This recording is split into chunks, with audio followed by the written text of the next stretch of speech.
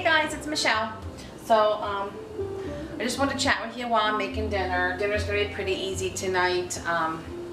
Sunday when we were at Wegmans, you heard me mention that in yesterday's video, I had picked up a rotisserie chicken. Their chickens are fabulous there. They brine them in this honey brine. It's awesome. But I'm going to pull that apart tonight and I'm going to make big salads. I'm boiling some eggs. I have some fresh bacon that I made. So we're just going to have bacon, egg, tomato, lettuce, cheese, and chicken salads for dinner tonight. So anyway, I was thinking of something today. I worked my little part-time job today. And the girls that I worked with knew that I had a funeral to go to on Sunday. My great uncle had passed away on Tuesday. And I mean, it's always sad when someone passes away, but this wasn't one of those deaths that was unexpected. He was 86. My aunt had died 12 years ago, so he's never been the same since my Aunt Dolores died. She was the love of his life, and he kept saying these last few years, I just want to go home to be with my Dolores. So again, it wasn't like it was, he was ready. So yes, any death is sad, but he had congestive heart failure. He had been in and out of the hospital for about the last 2 or 3 years. So the few days before his death, they actually had to keep him in a medically induced coma. His body was filling with fluid faster than they could drain it from him.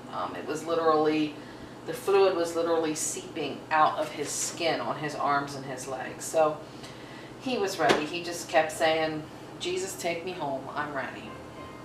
So he passed peacefully in his sleep at 5:48 Tuesday morning, which 5:48, his time of death, was actually the address of the first house he ever lived in, 548 Salem Avenue in York. So, kind of coincidental. But anyway, we had a beautiful funeral service on Sunday. He had been a member of the same church since 1957. So 59 years he was a member of Good Shepherd Lutheran Church. And the church was beautifully decorated for Christmas. And it was kind of odd. I mean, I don't know how they do it in other countries, but here in the United States, a lot of times, the viewings during the week on an evening and the funerals the next day, with the graveside service being the same day as the funeral, or a lot of times nowadays to cut costs, they're doing the viewing and the funeral same day, but it's usually always during the week, and then some people can't go. So the family had decided that they were going to do it on a Sunday. So we had a viewing that started at 4 o'clock on Sunday, and then the funeral service started at 6, and then they had made a dinner for everyone, and their whole church was invited. It was quite a few people there. But it was beautiful. It was just a beautiful service. And then during the dinner afterwards, we got to visit with family that unfortunately we hardly ever see. Now, this side of the family is all still here in York, except for a select few that went to Maryland, which is not that far. It's the next state down. Otherwise, everyone's here, but yet we never see each other. So when one of the girls that I'm working with asked me how the funeral was, you know what my response was? Maybe this is kind of weird, but I said the funeral was fabulous. Like, does that sound bad that you can think a funeral is fabulous? But it really was. You know, yes, it was sad to say goodbye to our loved one, but we knew that he was ready and he was ill and it was time. So we were all comfortable with that. I think the worst part for me was my uncle was a Korean War veteran with the United States Air Force.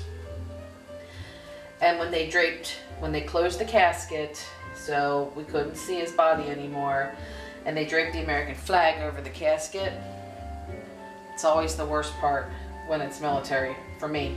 I come from a big military family, and it's always harder when it's a military member that has died. It's like they've lived through some of the worst times in U.S. history, and anyway, so the funeral service and the time spent with family afterwards was wonderful, and it makes you think that, okay, if we have such a great time when we're together, reminiscing and talking and eating, and why don't we do it more often? It's really sad that we let life get in the way of some of the most important people in our lives. Yes, I know there's families out there that feud and don't get along, but my family's not like that. But yet we just never take the time to get together. It saddens me that that's the way it is. But I'm sure I'm not the only one who has family like that. That I think that's all it is, that life does get in the way, and as generations keep having babies and the family keeps growing, the circle's actually bigger when you look at the family, but there's a lot of smaller circles, you know what I mean? It was one thing to see all these relatives when I was growing up as a teenager, but then I got married, and then I had kids, and I have to say that my uncle who passed away probably saw my kids once or twice in their whole lives, in his whole life. So, yeah, it's almost tragic in a way that's how distant families have become with each other. Again, not because of anything bad, just because of we just allow it to happen. So that's all I wanted to yap about at the moment, that maybe we need to work on that, not pushing our families to the side, and maybe somebody has to finally step up to the plate and say, okay, we're planning something. If you can make it, great. If not, maybe next time. But we got to stop saying, oh, let's get together, and then never do. Because you just never know when it's the last time you're going to see anybody.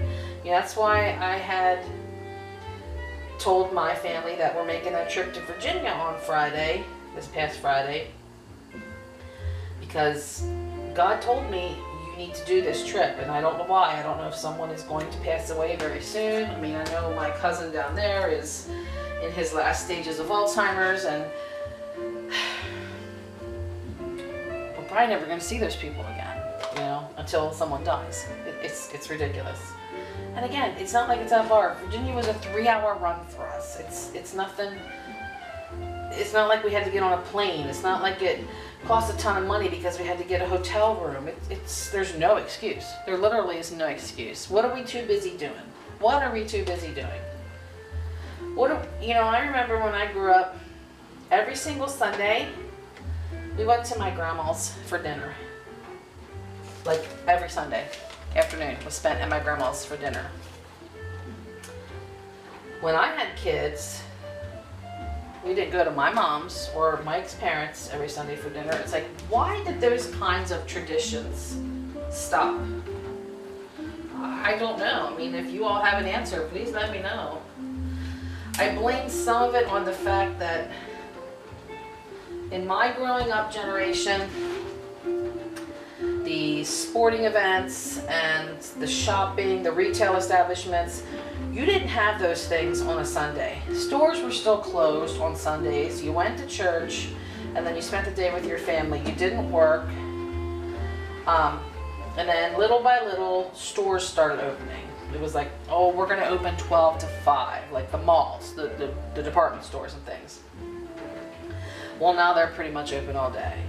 And then, not so much schools, but the outside leagues that, like when my girls played soccer and t-ball and that, they started having games on Sundays. It's like, what happened to Sunday being family day? And we've allowed it.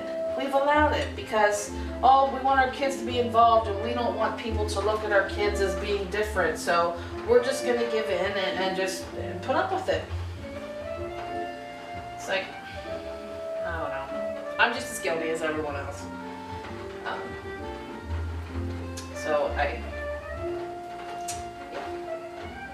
That's kind of all I wanted to rant about. That, man, sometimes we just need to remember that we're only given one family, and if you get along with them and they're still alive, maybe we need to start creating more time for them. And you guys can see in my vlogs, I definitely spend time with my family, but not the extended family. When I say family, I spend time with my mom and my grandma and my stepdad. That's pretty much it.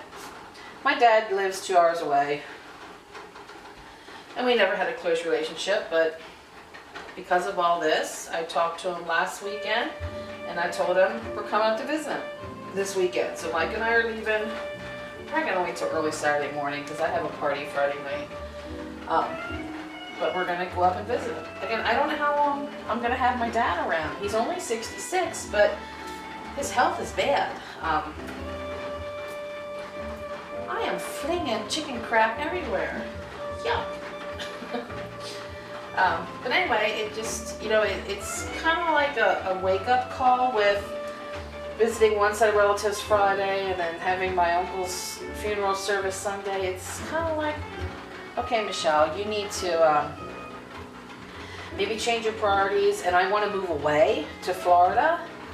So, which I'm not going to let that stop me. I know what I want out of life, but I don't know how much longer I'm going to have this family around, and maybe that's why I'm still here, and maybe that's why I'm struggling with being able to get a job. Maybe God's telling me, girl, it's not time. And I had thought of that before, you know, when I left my job with American Airlines and we moved back to York, and I became available all the time because I wasn't working. You know, I wasn't quite sure why everything was falling into place like that. But I always thought it would end up being because someone in my family is going to need me. So we'll see. I don't know how all this is going to play out. But that's kind of where I'm at right now. So I think I got all the meat off this chicken. Sure looks like I did. So I'm gonna turn off the camera. I'm gonna try to turn off the camera. I'll be back.